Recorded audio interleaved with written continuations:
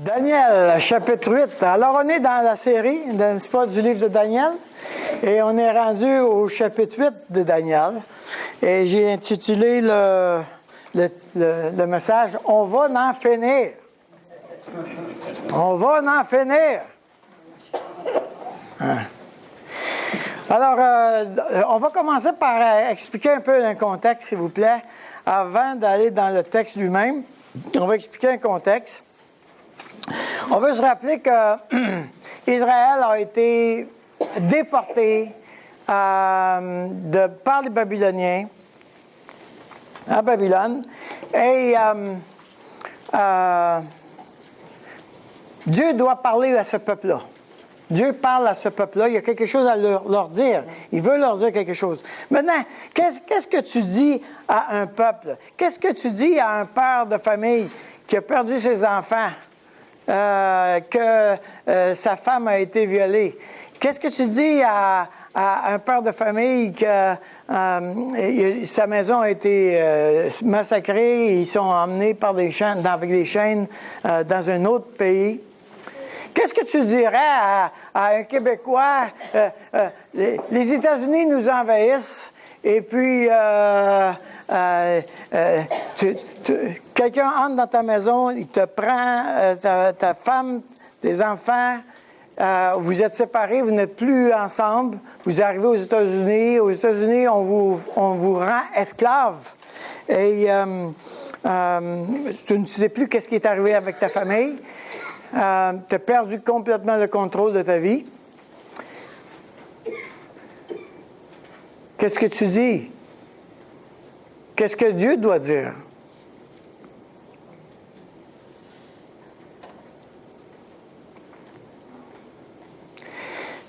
Le problème majeur pour le monde, la civilisation, l'être humain, quelle que soit la nationalité, quelle que soit la religion, quelle que soit la philosophie, le problème majeur, c'est le mal. Le mal, la souffrance, les épreuves. On tente de donner toutes sortes d'explications. Nous sommes une société qui ne vivons pas, je veux dire, il n'y a pas de personne qui a eu une bombe sur sa maison la semaine passée. Mais la situation, c'est que dans le monde actuel, il y a des gens qui sont emprisonnés parce qu'ils ont une opinion politique. Dans le monde actuel, il y en a qui sont dans des travaux forcés. Dans le monde actuel, il y a des enfants qui travaillent comme esclaves à faire des briques. Dans le monde actuel, il y a des gens qui sont torturés. On parle souvent des camps de la mort, Auschwitz, puis ça, mais on ne parle pas souvent du goulag où des millions de personnes, plus que l'usine d'extermination des Juifs. Les goulags, des millions de personnes ont été là. Ils ont été envoyés en Sibérie, ils ont peiné dans la misère, dans le froid, etc. Ils ont été jugés avec une justice expéditive. On pense que tu es coupable, that's it. C'est tout. Il n'y a pas de... Qu'est-ce que tu dis à un Rwandais que sa femme a été tuée parce qu'elle était Tutsi? Gratuitement, par le voisin. Hein? Le mal, quand on est en présence du mal, puis du mal dans le sens que quelqu'un te fait ou fait du mal à quelqu'un d'autre d'une manière intentionnelle, malicieuse, méchante. Où est Dieu? Qu'est-ce que Dieu va dire à son peuple qui vit ça? Qu'est-ce qu'il va dire? Qu'est-ce qu'il peut dire? Qu'est-ce qu'il va faire que ça va faire une différence dans ta vie personnelle?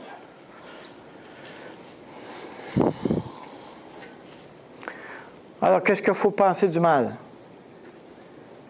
C'est une question majeure, une énorme question, une question complexe. On va essayer d'en parler un petit peu ce matin. On s'entend qu'on ne fera pas le tour de la question, mais on va regarder à travers juste le texte qu'on a, qu'est-ce que Dieu dit à ceux qui souffrent. OK? Alors, la première partie du livre de Daniel est un message aux nations. Dieu avertit les nations. C'est moi, le Dieu, qui est souverain, qui écrit votre histoire. Vous pensez être au contrôle de l'histoire, c'est moi. Il dit aux nations, à tous les peuples qui ne sont pas juifs, c'est moi qui construis l'histoire. C'est moi le seul Dieu. vous adorez un très grand nombre de dieux. Il y en a seulement un. C'est moi avec laquelle tu dois être ta vie être en ordre. Tu dois te repentir avec moi et tu dois t'humilier. Et enfin, tu dois savoir que je suis au contrôle et je suis capable d'accomplir la loi pour toi. Maintenant, il écrit un message pour Israël. Maintenant, l'autre moitié du livre est pour un message à Israël. Dieu veut parler à son peuple à travers des visions. La première chose qu'il dit à travers les visions avec les bêtes, c'est que les croyants vont régner avec Dieu. Nous avons examiné la semaine dernière l'importance de l'espérance, la différence entre les désirs et l'espérance, OK? Et je sais qu'il y a des cellules qui ont eu de la misère avec ça. Mais le point, c'est que fondamentalement, ce que Dieu est en train de dire à Israël, c'est que un jour, je vais régner. Et vous allez régner avec moi. Il est en train de dire aux Juifs, vous serez la nation qui va régner avec moi, qui va être reconnue par toutes les nations du monde comme ayant le vrai Dieu. C'est quelque chose, là. Toutes les nations du monde vont dire aux Juifs, c'est vous autres qui êtes vrai, c'est vous autres qui êtes corrects. C'est un renversement total. OK? Parce que là, maintenant, il n'y a pas de nations qui sont capables de reconnaître les Juifs. OK? Ils ne sont pas capables de les endurer.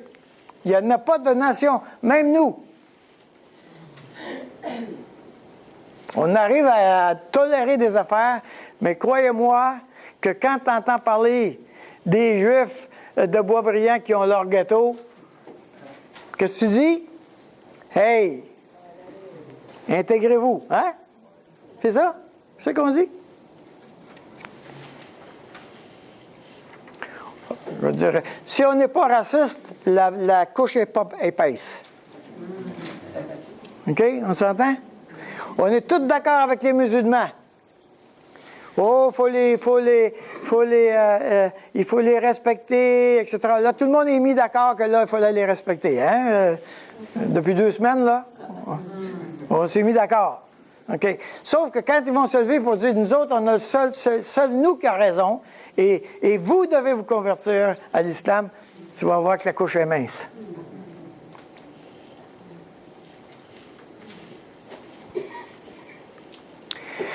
Maintenant, encore un petit rappel que le livre de Daniel, les chapitres ne sont pas dans l'ordre chronologique. Alors, quand on est dans le chapitre 8, on est dans le temps de Belshazzar, et on est vraiment, le royaume des Mèdes et des Perses n'existe pas encore. Quand Daniel reçoit la vision, ce royaume-là n'existe pas encore. Et nous avons vu dans le chapitre 7 qu'il y a les 4 bêtes qui représentent les 4 empires. OK? Donc, on a examiné ces choses-là jusqu'à maintenant. Je vais simplement vous faire un petit rafraîchissement.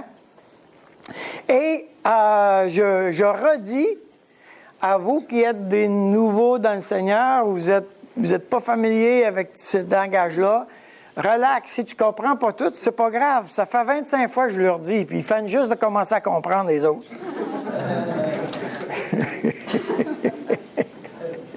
Relax. Prends ce que tu peux, puis c'est tout. OK? Ça va? Tu es d'accord avec moi, Mercedes, hein? Je me souviens très bien les premières fois. Daniel, je comprends rien de ce que tu dis. Ça n'a pas changé avec ça, vous savez.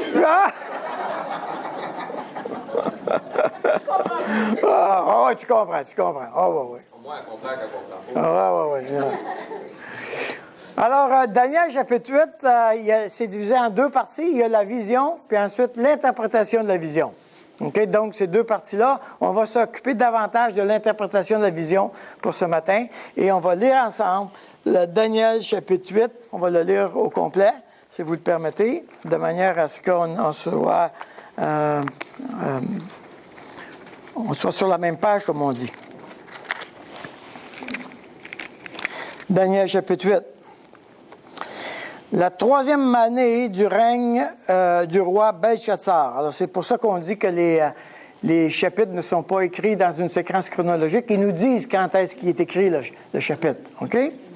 Moi, Daniel, j'ai eu une vision, en plus de celle que j'avais eue précédemment.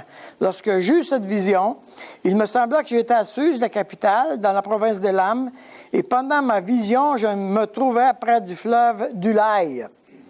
Maintenant, il était dans sa vision, pendant sa vision, près du fleuve d'Ulaï. Lui, il n'était pas physiquement là, mais pendant sa vision, il était là. La raison pourquoi est-ce qu'il dit ça, c'est parce que vous allez voir tout à l'heure que les Grecs ont conquis les Perses, et c'est là qu'ils l'ont fait. C'est pour ça qu'il dit, c'est pour ça qu'il mentionne ce lieu-là, c'est parce que c'est le lieu où les empires ont basculé. Je levai les yeux, je regardais, et voici un bélier se tenait devant le fleuve. Il avait des cornes. Ses cornes étaient hautes, mais l'une était plus haute que l'autre, et elle s'éleva la dernière. Je vis le bélier qui frappait de ses cornes à l'Occident, au septentrion et au Midi. Aucun animal ne pouvait lui résister, et il n'y avait personne pour délivrer ses victimes. Il faisait ce qu'il voulait et il devint puissant. Comme je regardais attentivement, voici un bouc venait de l'Occident et parcourait toute la terre à sa surface sans la toucher. Ce bouc avait une grande corne entre les yeux. Il arriva jusqu'au bélier qui avait des cornes et que j'avais vu se tenant devant le fleuve, et il courut sur lui dans toute sa fureur. Je le vis qui s'approcha du bélier et s'irritait contre lui. Il frappa le bélier et lui brisa les deux cornes sans que le bélier ait la force de lui résister. Il la jeta par terre et la foula. Il n'y eut personne pour délivrer le bélier. Le bouc devint très puissant, mais lorsqu'il fut puissant, sa grande corne se brisa. 4 grandes cornes s'élevèrent pour la remplacer aux 4 vents des cieux. De l'une d'elles sortit une petite corne qui s'agrandit beaucoup vers le Midi, vers l'Orient et vers le plus beau des pays. Le plus beau des pays, c'est Israël. Elle s'éleva jusqu'à l'armée des cieux. L'armée des cieux, c'est le peuple juif. Elle fit tomber à terre une partie de cette armée et des étoiles, et elle les foula. Elle s'éleva jusqu'au chef de l'armée. Le chef de l'armée, c'est Dieu. Lui enleva le sacrifice perpétuel et renversa le lieu de son sanctuaire. L'armée fut livrée avec le sacrifice perpétuel à cause du péché. La corne jeta la vérité par terre et réussit dans ses entreprises. J'entendis parler un saint, et un autre saint dit à celui qui parlait: pendant combien de temps s'accomplira la vision sur le sacrifice perpétuel et sur le péché dévastateur? Jusqu'à quand le sanctuaire et l'armée seront-ils foulés? Et il me dit 2300 soir et matin, puis le sanctuaire sera purifié. Maintenant, pendant qu'on est en train de lire ce passage-là, il faut réaliser que Dieu est en train de nous donner le côté spirituel de la situation. Si tu écoutais Radio-Canada aux nouvelles de 6 heures, ce qu'il dirait, c'est ceci. Il dirait, le dictateur perse a été ébranlé, l'armée est arrivée avec un nombre moindre que Alexandre le Grand, qui a été un grand stratège et qui a tué et qui a remporté la victoire. Il expliquerait aux nouvelles de 6 heures le côté matériel, physique de la bataille. Il expliquerait pourquoi est-ce qu'il y en a un qui perd par rapport à l'autre. Nous sommes en train de dire, Israël a voulu conquérir le Golan pour leur propre sécurité, et parce que les Syriens étaient en danger de mettre leur pays en danger en ayant les hauteurs du Golan. Et en plus, Israël désirait obtenir le Golan parce que c'était la seule manière d'assurer le ravitaillement en eau potable. C'est ça qu'on dirait. La Bible dirait, parce qu'Israël a péché. Voici la raison du problème. C'est ça qu'elle dirait. Autrement dit, elle explique l'ensemble du problème d'un point de vue spirituel et elle explique les forces spirituelles qui sont en route pendant qu'on est en train de lire l'histoire. Verset 15. Tandis que moi, Daniel, j'avais cette vision que je cherchais à la comprendre. Voici quelqu'un qui avait l'apparence d'un homme se tenait devant moi. Et j'entendis la voix d'un homme au milieu de l'Ulaï. Il cria et dit, « Gabriel, explique-lui la vision. » Il vint alors près du lieu où j'étais, et à son approche, je fus effrayé, je tombai sur ma face. Il me dit, « Sois attentif, fils de l'homme, car la vision concerne un temps qui sera la fin. » Comme il me parlait, je restai frappé d'étourdissement, la face contre terre. Il me toucha, il me fit tenir debout à la place où je me trouvais. Puis il me dit, « Je vais t'apprendre ce qui arrivera au terme de la colère, car il y a un temps marqué pour la fin. » Le bélier que tu as vu, qui avait des cornes, ce sont les rois des Mèdes et des Perses. Le bouc, c'est le roi de Javan. La grande corne entre ses yeux, c'est le premier roi. Les 4 cornes qui se sont élevées pour remplacer cette corne brisée, ce sont 4 royaumes qui s'élèveront de cette nation, mais qui n'auront pas autant de force.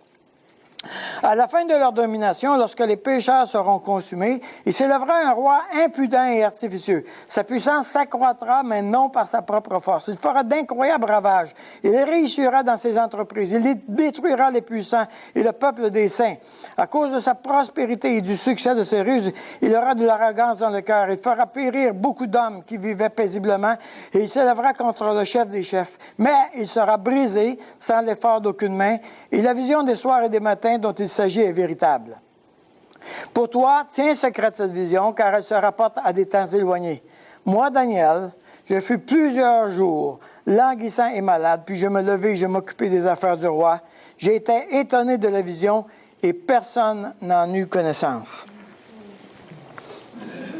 Donc, on va se préoccuper de l'interprétation de la vision. Il y a eu la vision. Maintenant, à partir du verset 15, il y a l'interprétation de la vision, c'est-à-dire que c'est Dieu lui-même qui nous explique qu'est-ce qu'il a essayé de communiquer. Et le verset clé est le verset 19. Puis il me dit, je vais t'apprendre ce qui arrivera au terme de la colère, car il y a un temps marqué pour la fin. Si tu dois encourager quelqu'un qui souffre, si tu dois encourager quelqu'un dans la souffrance, la chose que tu peux lui dire, c'est que ça va finir.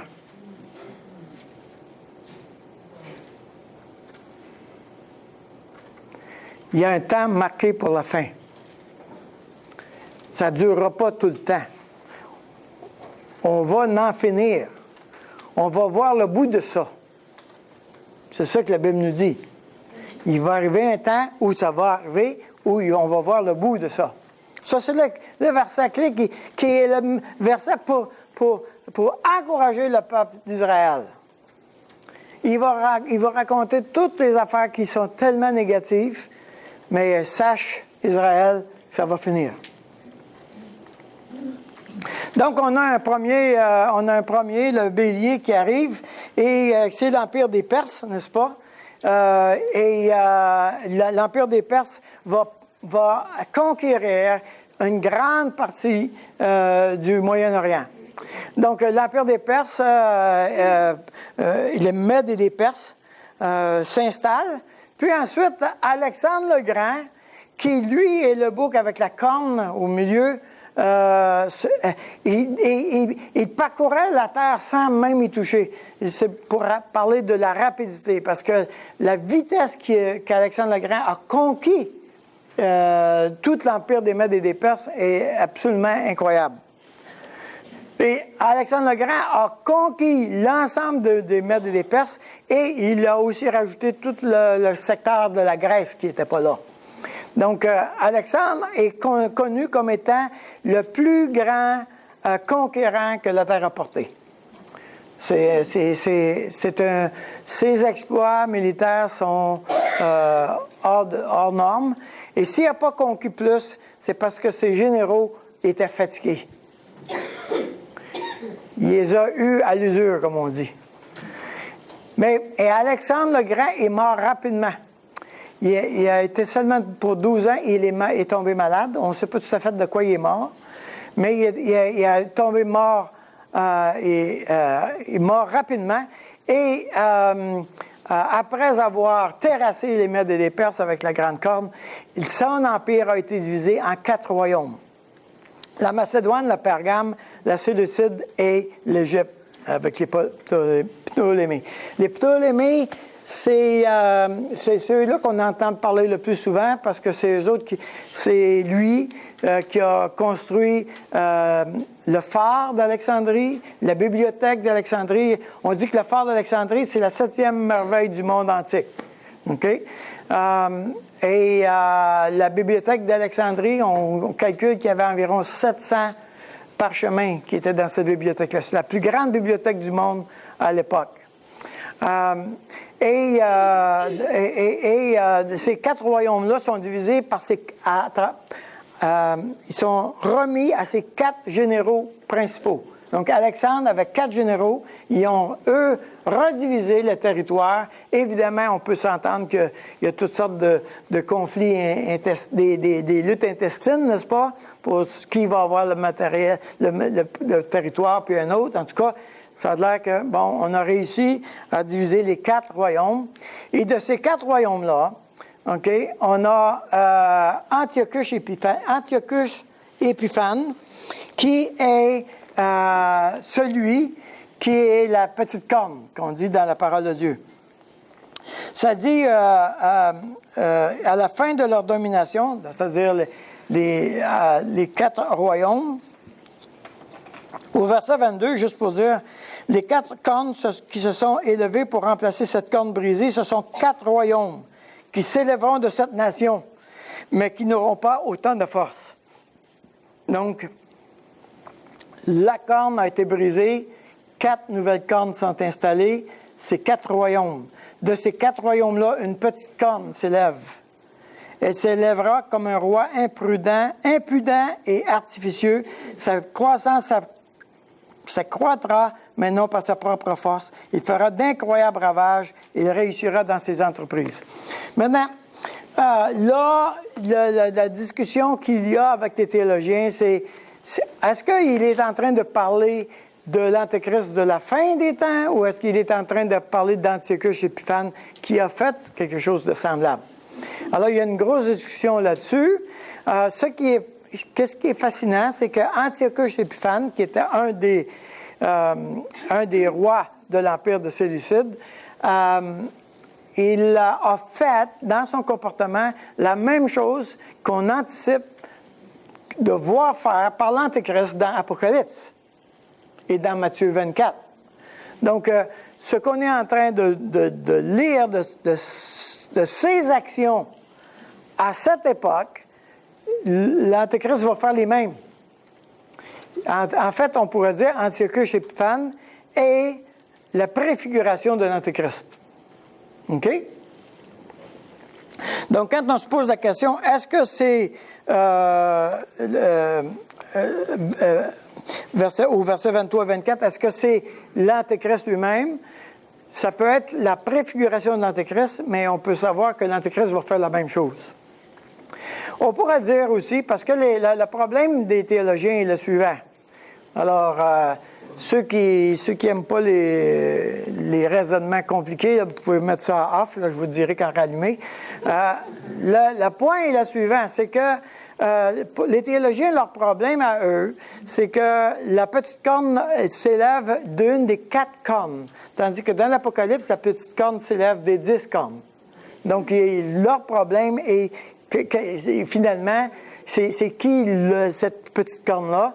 Et la plupart des théologiens sont d'accord pour dire c'est Antiochus Épiphane, mais en fin de compte, il n'y a pas vraiment de conflit. Pourquoi? Parce que si, par exemple, je te dis que Antiochus est du Québec, puis qu'un autre tantôt, tu dis Antiochus est du Canada, on s'entend-tu que on est à la même place? OK? Donc, ça peut être la même personne. Si tu dis il vient du Canada, ben oui, il vient du Québec. C'est la même personne.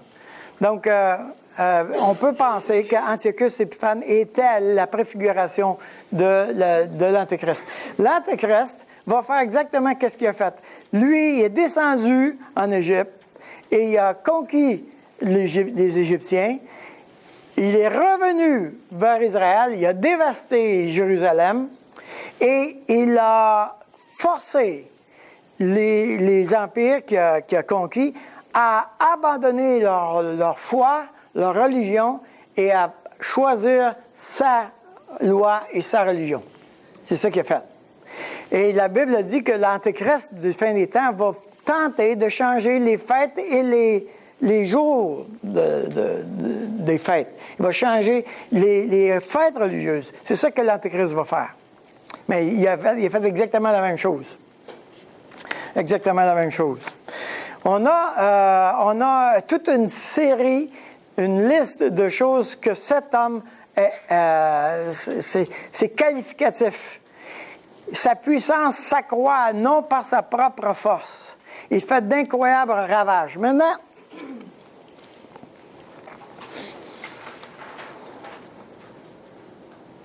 quand c'est toi qui l'as subi, quand c'est toi,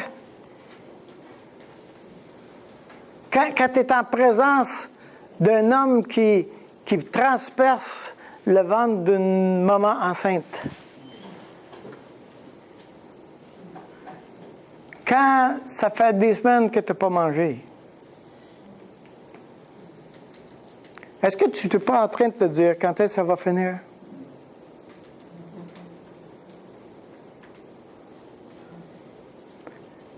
Où est-ce qu'il est Dieu? Où est Dieu? C'était la question numéro 1 dans les camps d'extermination des Juifs, vous savez. Où est Dieu? Quand on arrive en présence du mal, un mal si intense, si sauvage,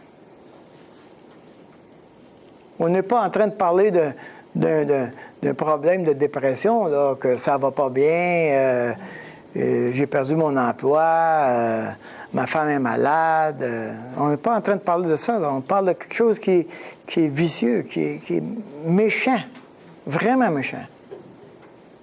Où est Dieu? Il réussit dans ses entreprises. Dieu, veux-tu l'arrêter quelque part? Quand est-ce que tu vas l'arrêter? Wow! Ça va faire! Il prospère, il a du succès, il a un cœur arrogant, il fait bérir beaucoup d'hommes. Il s'élève contre Dieu. Dieu, t'es où? Dieu, t'es où? Et c'est pas une vision de fun, là. Dans Maccabée, alors ça fait partie des livres apocryphes, les livres de Maccabée, même s'ils ne sont pas reconnus comme étant dans le canon de l'Ancien Testament, c'est quand même des livres d'histoire. Donc, c'est intéressant de savoir qu'est-ce qu'eux vivaient et qu'est-ce qu'ils ont rapporté. Ça dit dans Maccabée, « Alors le roi Antiochus écrivit à tout son royaume, afin que tous ne fissent qu'un seul peuple et que chacun abandonnât sa loi particulière. » Lisez un Maccabée, chapitre 1, vous allez voir le portrait de Daniel, chapitre 8. Le 15e jour du mois de Casleu, en la 145e année, le roi Antiochus dressa l'abominable idole de la désolation sur l'autel de Dieu. Ils ont bâti des autels dans toutes les villes de Juda aux alentours. Ils ont brûlé de l'encens, ils ont sacrifié devant les portes des maisons et dans les rues. Ils ont brûlé dans le feu les livres de la loi de Dieu après les avoir déchirés. On est vraiment d'une manière intentionnelle à désirer briser toute chose. On est vraiment intentionnel. Jésus dit dans Matthieu 24, « Quand vous verrez l'abomination de la désolation », il fait référence à ce qu'il connaissait déjà avec Antiochus. Mais le fait qu'il dit « quand vous allez le voir », il est en train de dire « il y en a un autre qui s'en vient ». Vous n'avez pas tout vu. Okay? C'est la raison pourquoi on parle de Antiochus et une préfiguration de l'Antéchrist lui-même.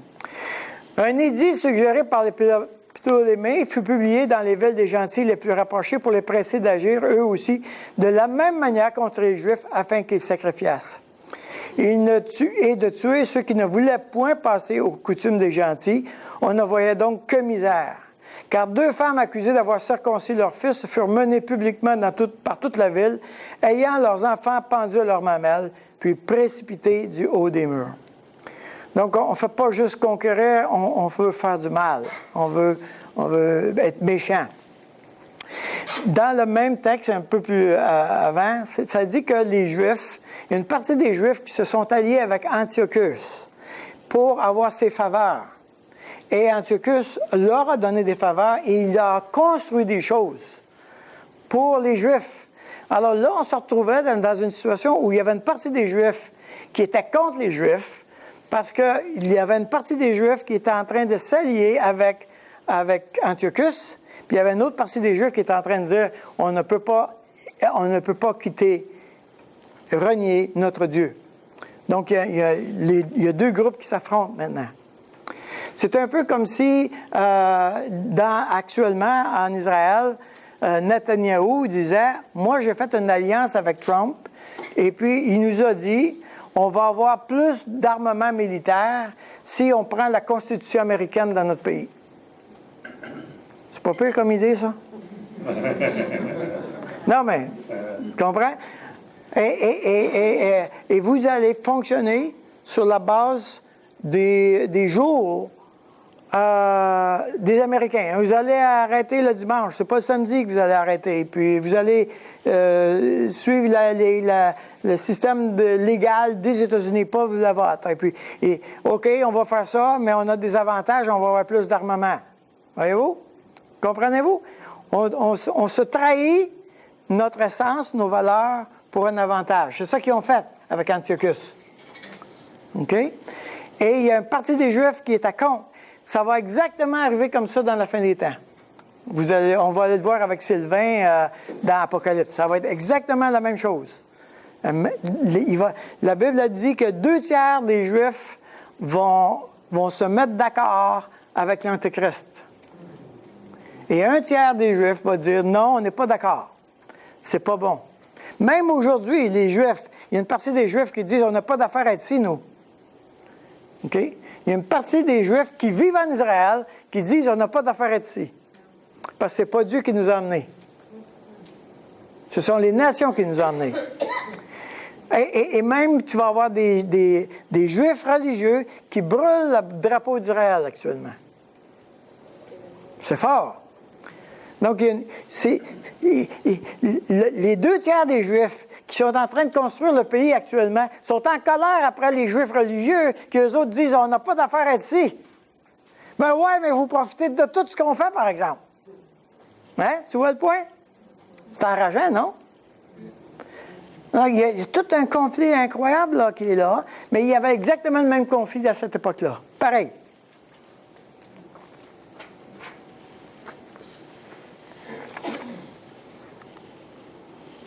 Alors, nous avons eu dans le chapitre 2 la statue, et on a dit qu'il y a un silence historique. C'est-à-dire que les 10 doigts de pied, les 10 cornes, on n'a pas encore vu ça. On a vu les 2 jambes. L'Empire oriental et l'Empire occidental qui se sont unis à travers l'Empire romain, mais on n'a pas vu les 10 doigts de pied. OK?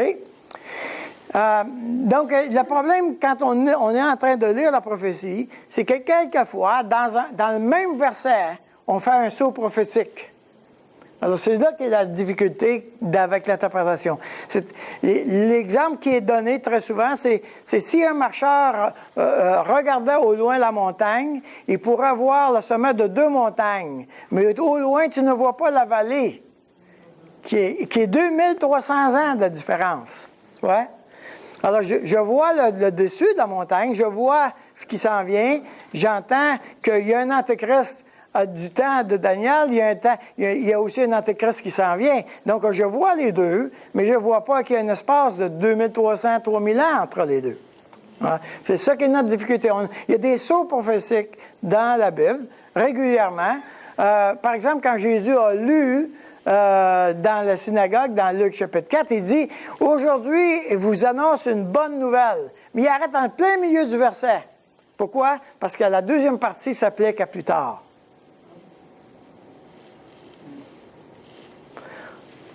Alors, évidemment, quand on voit l'ensemble du mal et la quantité de mal, l'ampleur du mal qui est là, alors nous, comme croyants, qu'est-ce qu'on doit penser du mal? Qu'est-ce qu'on peut faire avec? Comment on peut composer avec? Et croyez-moi qu'il y a des tonnes de livres décrits sur ce sujet-là. S'il y a un sujet qui est discuté, c'est lui. C'est vraiment lui. Le dernier sujet, dans les derniers 100 ans, le sujet qui était le plus débattu a été « Nous savons que Dieu n'existe pas parce que le mal existe. » Et ça a été le sujet le plus débattu dans les derniers 100 ans. La preuve que Dieu n'existe pas, c'est qu'il y a du mal. Il y a tout un labyrinthe de réflexion qui nous emmène à cette conclusion-là. Mais dans les 20 dernières années, cet argument-là est tombé. Elle ne fonctionne plus. Mais évidemment, entre le moment où les gens vont connaître la réponse et aujourd'hui, il va passer plusieurs, peut-être 100 ans ou 200 ans. Parce que présentement, on vit sur ce qu'on croyait au Moyen Âge. Ça fait longtemps que les penseurs sont passés ailleurs, eux autres. Mais avant que la population se rattrape, ça prend du temps. Alors, le monde, tout le monde a pensé au mal. Tout le monde réfléchit qu'est-ce qu'on va faire. Les religions orientales vont dire, en réponse au mal, ben c'est ton karma. C'est toi qui le mérites, c'est ton karma. Donc, si regarde, tu reçois ce que tu mérites, et puis bon, il faut que tu vives avec. Accepte ton karma. Dans les religions orientales, le bouddhisme, lui, il va plus loin, il va dire, tu penses que tu souffres, mais c'est pas vrai. C'est une illusion. Ça fait moins mal. La pensée grecque, elle dit, quand on souffre, ça nous rend plus forts. La souffrance nous fortifie. Il y a du bien, il y a du bon dans la souffrance. La pensée matérialiste, ça découle de l'évolution. OK? Elle dit, on doit améliorer notre futur. On peut rien faire avec le mal, c'est ça. Ça fait partie du processus évolutif. Tout ce qu'on peut faire, c'est de travailler au futur qu'on ait de moins en moins mal, qu'il y ait de moins en moins de souffrance. Actuellement, regarde, tu vas souffrir et puis tu vas mourir, c'est tout. Tu peux rien faire avec ça. La seule chose que tu peux faire, c'est de voir si tu peux travailler maintenant à améliorer le futur. La pensée judéo-chrétienne, les souffrances purifient. Alors, ça, c'est la pensée qui est dans le milieu judéo-chrétien. Tu vas aller au purgatoire pour un petit bout de temps, puis ça va te faire du bien, puis après ça, tu vas être bon pour aller au ciel. Okay? La souffrance purifie. Je ne verrai pas pourquoi je n'irai pas au ciel, j'ai eu 8 enfants. Je ne verrai pas pourquoi quand je suis au ciel, je suis une femme, puis je suis mariée. Hey, je mérite le ciel, puis ça presse. Voyez-vous, la souffrance purifie. La souffrance me permet de gagner des points avec Dieu. OK? Ça, c'est la pensée judéo-chrétienne qui arrive du Moyen Âge, pour laquelle on est en train d'encore porter ça aujourd'hui. OK? Et la pensée contemporaine, qui est très proche de la pensée matérialiste, en fait, on pourrait presque la fondre en deux, c'est on peut contrôler le mal. Alors, si je comprends comment la dépression fonctionne, puis que j'ai la bonne molécule pour donner la bonne pilule, je règle le problème de la dépression. Donc, nous pouvons, à travers la science, contrôler le mal. Nous pouvons contrôler le mal en ayant plus de connaissances et en appliquant davantage des meilleures technologies. OK? Donc, il y a cette pensée que on appelle ça une pensée immanente, c'est-à-dire que de plus en plus, le problème se situe à notre niveau. Il n'y a plus cette relation où le Dieu n'est plus dans le portrait vraiment. C'est nous autres qui essayent de régler nos problèmes. Actuellement, et particulièrement pour notre société ici au Québec, hein, moi je me suis occupé de ça pour nous autres, le bonheur, c'est notre haute priorité. On veut être heureux. Êtes-vous d'accord? On veut être heureux, en santé puis riche. Hein? On ne veut pas être malheureux, pauvre puis malade. Hein? Le bonheur, c'est une haute priorité. On poursuit le bonheur. L'individu est responsable de bâtir son bonheur. Moi, je m'occupe de mon affaire puis je travaille fort pour être heureux. Maintenant, les autres, eux autres sont en périphérie. S'ils ont de la misère, c'est dommage pour eux autres. Ça me fait de la peine. Mais, so what? Moi, tant que je suis heureux, ça va bien. Tant que j'ai pas de problème, ça va bien. Et tout se passe sur Terre. Autrement dit, actuellement, dans notre société, le bonheur est très court terme, n'est pas lié avec un idéal, n'est pas lié avec un but noble, est lié avec ma propre personne d'une manière individuelle pour que je sois heureux, moi. Je poursuis le bonheur, c'est tout. Si je suis heureux, parfait. Ça s'arrête là. Il n'y a rien plus loin. Maintenant, le psychiatre juif Viktor Frankl, il a été emprisonné dans les camps de concentration d'Auschwitz. Et il a écrit un livre. Lui, il a continué d'être psychiatre dans le camp, c'est-à-dire qu'il a continué de réfléchir. Pourquoi est-ce qu'il y a des gens qui se suicident, puis pourquoi il y a des gens qui continuent? Il s'est posé cette question-là. Comment ça se fait qu'il y en a qui se découragent si rapidement, puis il y en a d'autres qui sont capables de tenir le coup? Et sa réponse a été la suivante. Ceux qui sont leurs propres législateurs de morale et de sens n'ont aucun idéal pour mourir et donc aucune raison de vivre quand on les prive de liberté. Autrement dit, ceux qui disent « je vis pour moi-même et je veux faire les choses à ma manière », à partir du moment où tu les emprisonnes, ils se découragent. Ils vivent pour eux-mêmes. Alors, les personnes qui vivaient et poursuivaient leur propre bonheur, qui n'avaient pas d'idéal dans la vie, par exemple, Martin Gray, qu'est-ce qu'il a dit? Il faut que je le dise aux autres. C'est devenu son idéal. Hein? Il a survécu au camp parce qu'il dit, c'est pas de bon sens, il faut que d'autres sachent ce qui se passe ici. Ça a devenu son idéal, c'est devenu sa raison de vivre, puis c'est ça qui l'a fait traverser le camp, les camps d'extermination. Frank dit, si on n'a pas d'idéal, si on vit pour nous-mêmes, on va se décourager. Nous, là, ici, dans notre société québécoise, là, on vit tellement pour notre bonheur puis à court terme que, croyez-moi, faites tomber 3 bombes sur les barrages hydroélectriques. Il n'y a plus d'électricité partout. La moitié de la province de Québec va devenir dépressive.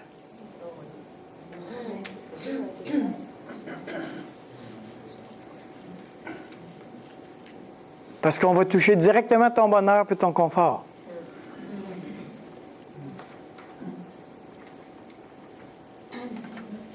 On est une société extrêmement fragile, moralement et spirituellement. N'importe quoi, de petit, rien, une petite chose, monte les intérêts de ton hypothèque. Tu vas voir qu'est-ce qui arrive. Hein? Tombe malade avec un cancer, tu perds ta job. Tu vas voir qu'est-ce qui arrive. Si ta vie est orientée vers ton bonheur et ton confort, tu vas rapidement devenir dépressif.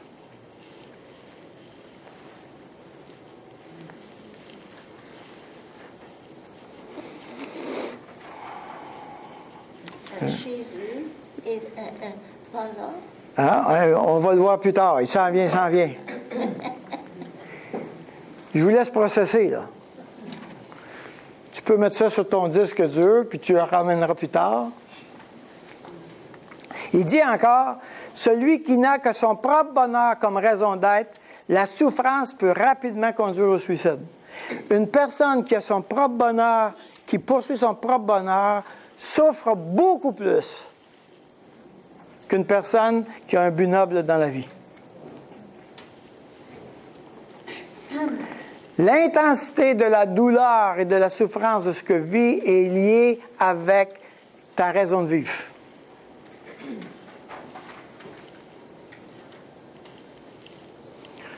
Un jour, tu écriras ça quelque part. Un grand auteur a dit. Daniel Marcoux a dit ça.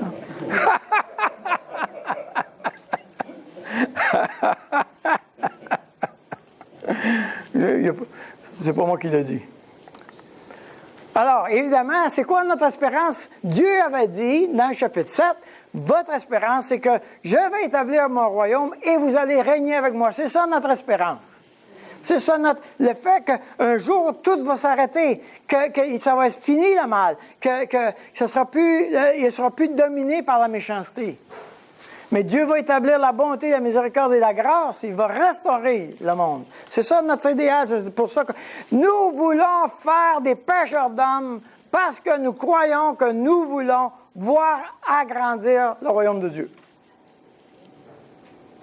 Est-ce que tu t'es levé cette nuit ou cette semaine en disant « Eh, misère, comment je pourrais devenir un meilleur pêcheur d'hommes? »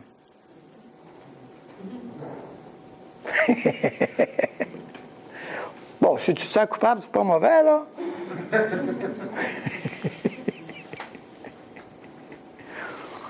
Dans notre société, dans notre culture, là, on n'est pas dans l'idéal.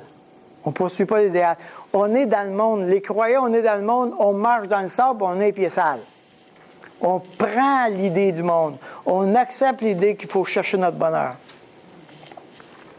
Dieu n'est pas contre le bonheur. C'est pas ça le point. Dieu n'est pas contre que je me fasse un petit plaisir, que je me jette une pizza. Non! C'est pas un problème, tant qu'il n'y a pas d'oignon dedans. Quels sont les constats généraux? Quels sont les constats dans le monde? Aucun être humain ne peut comprendre Dieu.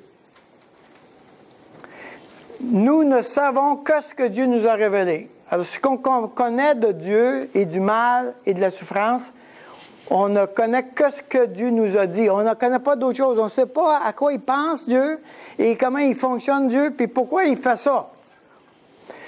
Même si je ne connais pas la raison du mal, je parle, cela ne veut pas dire qu'il n'y a pas de raison.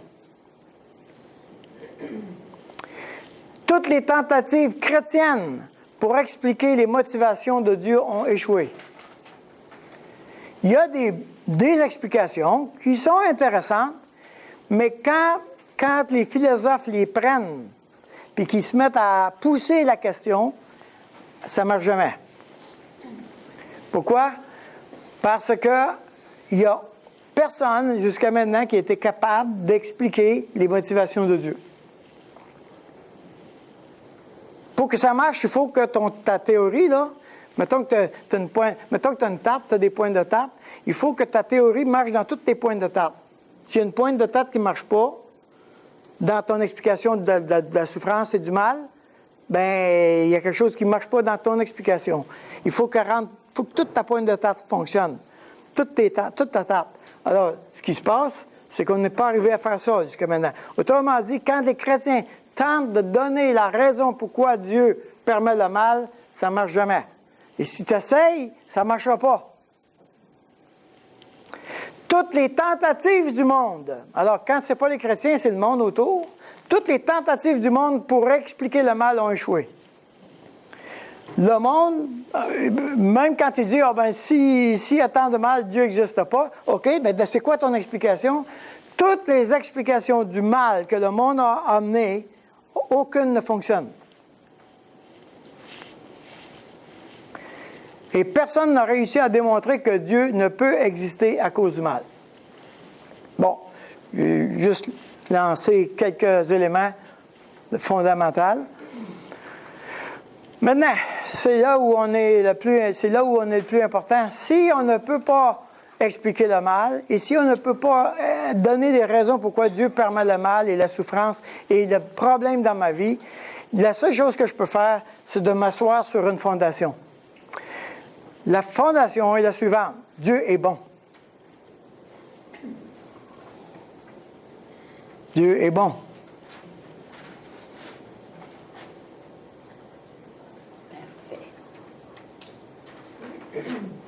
Il est personnel. Il me connaît. Il connaît ton nom. Il connaît mon nom. Il est sage. Il est infini. Il contrôle les événements. Il est souverain. Il l'a démontré à travers les visions. Il montre les 4 grands royaumes. Il montre comment ils vont se succéder. Il montre comment ça se passe. Il explique l'histoire de l'homme avant même qu'elle arrive. Il est souverain. C'est lui qui écrit l'histoire de l'homme. Maintenant, c'est peut-être celle pour laquelle moi je m'accroche tellement. Ça, c'est la mienne. Jésus a souffert pour nous et avec nous par son sacrifice à la croix. Jésus a inclus le mal dans son ministère. Il a inclus le mal dans son action. Lui-même a subi le mal. Donc, c'est pas je m'en fous, j'ai rien à faire. Non, non. On peut voir et on peut observer que, à notre échelle, parce qu'on est très limité, mais à notre échelle, à plusieurs places, on peut observer que le mal qui est à la croix s'est tourné en bien pour nous. On peut observer ça. On est capable de le voir pour certains domaines. Je ne serais pas capable de le voir dans tous les domaines, mais pour nous, au Québec, là, dans ce qu'on vit, là, je peux voir que le mal que j'amène à la croix, il va être tourné en bien par la grâce de Dieu. On ne peut pas dire que Dieu est indifférent au mal. Ce que je peux voir, c'est qu'à la croix, Dieu utilise le mal. Comme seulement lui est capable de le faire. Dieu utilise le mal. Donc, il n'est pas prêt avec. Bon, ben là, c'est une affaire que je ne sais pas quoi faire avec. Là, qu'est-ce qu'on va faire? Non, non, non. Il prend le mal puis il l'utilise. Il le façonne. On peut voir ça. On est en petite échelle, on s'entend. Nos difficultés ne sont pas la répercussion de nos péchés passés. Jésus a déjà payé pour eux. Alors, si une personne vivait en disant, ça c'est la pensée du Moyen-Âge, là. Si une personne marchait dans la vie en disant, j'ai des épreuves parce que j'ai péché, Dieu me punit, OK? C'est pas la pensée chrétienne. C'est pas comme ça que Dieu pense. Dieu pense que tous les péchés, il les a pris à la croix. Il n'est pas en train de te faire payer pour un péché passé ou un péché dans ta vie. Il les a pris à la croix. Donc, les épreuves que tu as ne viennent pas du fait que tu as fait des choses bien ou pas bien. C'est pas lié avec ça du tout. Alors, je n'ai pas à traîner dans ma vie. Bien, je vais payer, là, puis après ça, je vais avoir assez payé. Je vais me sentir moins coupable, mettons. Pourquoi vous pensez qu'on monte les marches de l'oratoire à genoux? Bien, c'est parce que la souffrance purifie le mal. Voyez-vous? C'est ça l'idée en arrière. Que s'il y a quelque chose que je n'ai pas fait de correct, quand je vais arriver en haut, je vais avoir assez mal aux genoux que Dieu va dire, ben gars, c'est correct, là. Je vais effacer ta dette. Hein? C'est ça on a toutes sortes de pensées alambiquées comme ça. Et la résurrection physique de tous les croyants est une restauration. Quand Dieu parle de ressusciter les morts, et quand il parle de ressusciter les croyants, il est en train de dire, non seulement je vais vous ressusciter, mais tout ce que tu as désiré dans la vie, tout ce que tu as espéré, tout ce que tu as aspiré pour, tu vas l'avoir. C'est ça qu'on appelle le shalom. C'est-à-dire cette paix, cette félicité et cette plénitude que Dieu veut nous donner. Sa pensée, dès le départ, quand il nous a créés, c'était qu'on vive avec lui dans une parfaite harmonie, dans un parfait bonheur, sans avoir mal aux dents. Et quand Dieu va ressusciter, à la résurrection finale, il va réparer, il va restaurer absolument tout, et toute l'aspiration de nos cœurs, on va la posséder.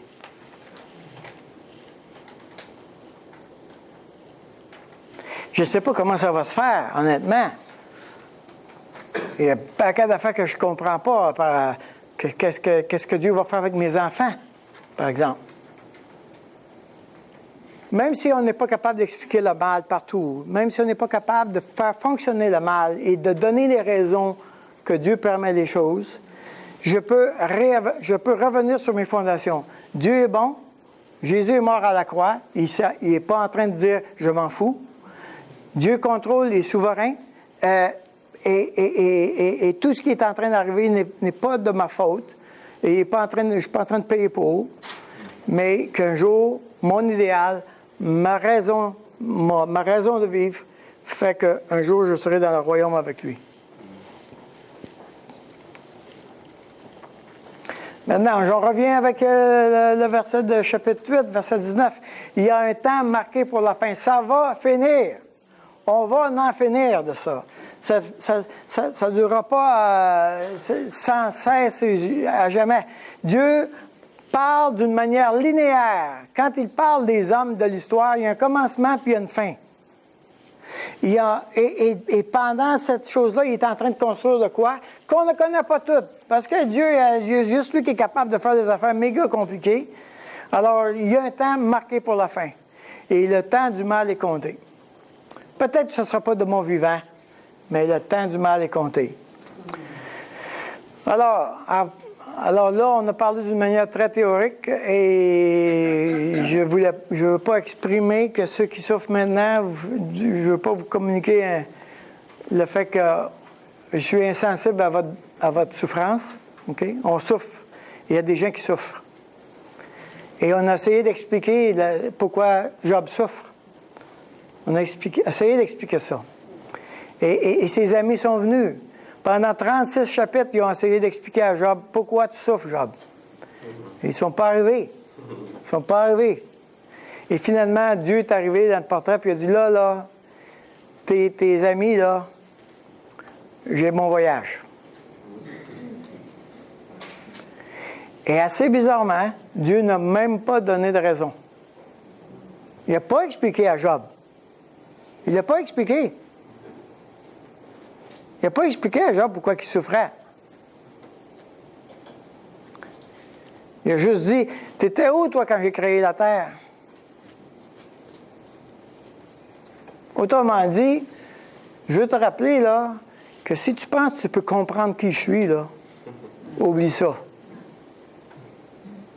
Même dans l'Évangile de Jean, ça dit que Dieu ne nous a pas tout dit parce qu'on n'est pas capable de le prendre. On n'est pas capable de comprendre tout. Et la Bible a dit, « Car mes pensées ne sont pas vos pensées, vos voix ne sont pas mes voix. Autant les cieux sont élevés au-dessus de la terre, autant mes voix sont élevées au-dessus de vos voix, et mes pensées au-dessus de vos pensées. Je suis un enfant d'1 an qui ne comprend pas pourquoi ses parents veulent que j'aille prendre mon bain. La seule chose, je sais que mes parents m'aiment. C'est tout. C'est tout. Est-ce que les parents vont embarquer dans toute la complexité de l'explication à un enfant? Ou ils vont dire, non, regarde, on va prendre son bain, là. That's it. On ne négociera pas, là. C'est ça, on prend le bain. Et Dieu nous fait prendre notre bain.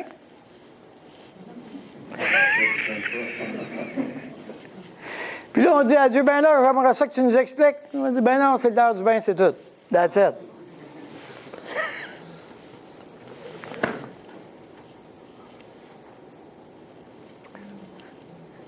Quand on tente d'expliquer les raisons pourquoi Dieu permet le mal, on est en train de prétendre qu'on peut comprendre qu'est-ce que Dieu fait.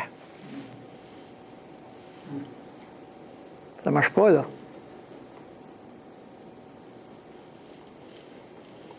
Tu pourras citer ça, Daniel Marcoux.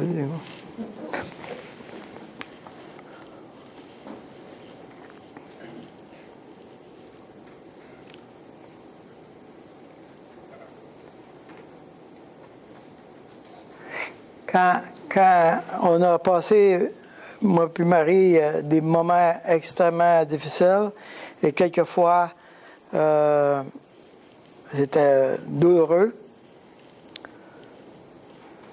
Mais il y avait un chant qui revenait tout le temps, on chantait régulièrement. particulièrement dans les périodes où on a été très attaqué, on va dire comme ça, pour notre foi. Et il y a un chant qui revenait tout le temps. Parce que quand tu souffres, là, en même temps que la souffrance, il y a quoi? Je suis fatigué. Je suis fatigué.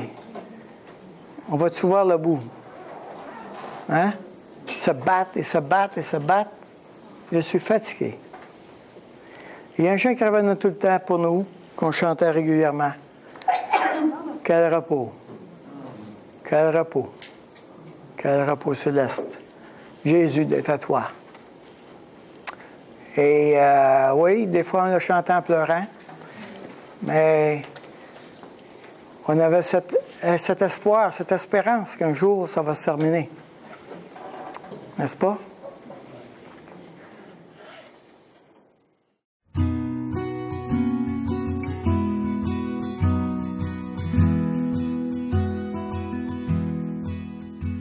Quel repos céleste, Jésus, d'être à toi pour la mort et la vie. Dans les jours mauvais, de chanter avec foi, tout est bien, ma paix est infinie. Quel repos, quel repos, quel repos, quel céleste repos, quel repos céleste. Mon fardeau n'est plus libre par le sang du calvaire. Tous mes ennemis, Jésus les a vaincus. Gloire et louange à Dieu, notre Père. Quel repos, quel repos, quel repos, quel céleste repos.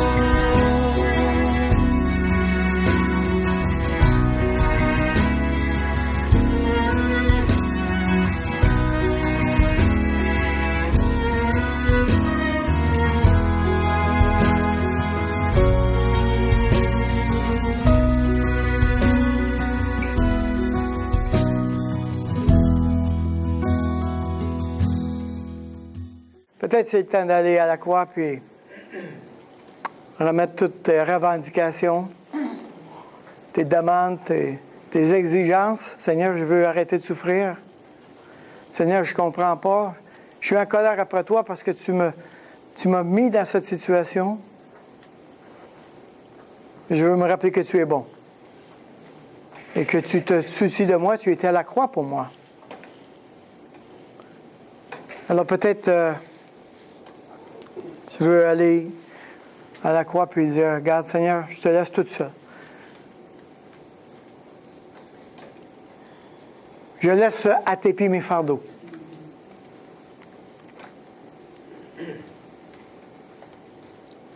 Tu peux me donner un repos de l'âme. La confiance que tu vas diriger toutes choses et que tu seras glorifié. Et que mon âme pourra confesser ton nom, vraiment, pour tout ce que tu as fait. Seigneur, sois une consolation pour mes frères et les sœurs qui vivent des choses difficiles. Qu'ils trouvent parmi nous des épaules aimantes, des bras amicaux, des bras de compassion.